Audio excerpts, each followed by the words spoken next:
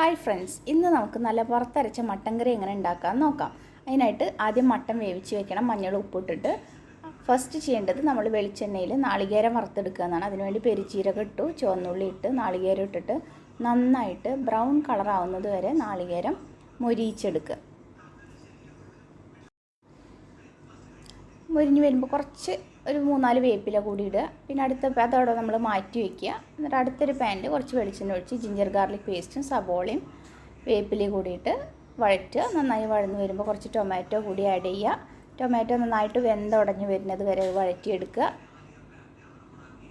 അത് വഴന്ന് വരുമ്പോൾ നമുക്ക് മസാലപ്പൊടികളായിട്ടുള്ള മുളക് പൊടി, മല്ലിപ്പൊടി, ഗരം മസാല ഇടുക. മഞ്ഞൾപ്പൊടി ഓൾറെഡി മട്ടൺ വേവിക്കുന്നതിൽ ഇട്ട കാരണം നമ്മൾ പിന്നീട് ഇതിലിടേണ്ട ആവശ്യമില്ല. ഇത് നന്നായിട്ട് അതിൻ്റെ പൊടികളുടെയൊക്കെ പച്ചമണം പോകുന്നത് വരെ നന്നായിട്ട് വഴറ്റിയെടുക്കുക.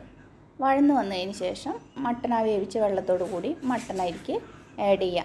നന്നായിട്ട് വേവിച്ചെടുത്ത മട്ടനാണ്, കുക്കറിലാണ് വേവിച്ചെടുക്കുന്നത്. നമ്മളിത് നന്നായിട്ട് അടച്ച് വയ്ക്കുക. നന്നായിട്ടൊന്ന് തിളച്ചിട്ട് ഒരുവിധം വറ്റലായി വരുമ്പോൾ നമ്മൾ നേരത്തെ മാറ്റി വെച്ച വറുത്തരച്ച നാളികേരം ഇതിലിട്ട് ആഡ് ചെയ്യുക.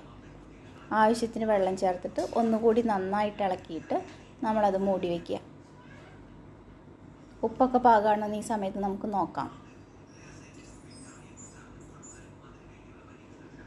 കുറച്ചുകൂടി കഴിഞ്ഞാൽ നമുക്ക് ഈ ഒരു കുറുകൽ പരുവാവണത് വരെ നന്നായിട്ടൊന്ന് തിളപ്പിച്ച് വറ്റിച്ച് വയ്ക്കുക. അവസാനം നന്നായിട്ട് ഉള്ളി കാച്ചിയിട്ട് നമ്മളതിലൊഴിക്കുന്നതോടുകൂടി നമ്മുടെ മട്ടൻ കറിയുടെ പരിപാടി ഇവിടെ അവസാനിക്കുകയാണ്. നല്ല അടിപൊളി ടേസ്റ്റി ആയിട്ടുള്ള നാടൻ വറുത്തരച്ച മട്ടൻ കറിയാണ്. എല്ലാവരും ഒന്ന് ട്രൈ ചെയ്ത് നോക്കണം, അഭിപ്രായം പറയണം.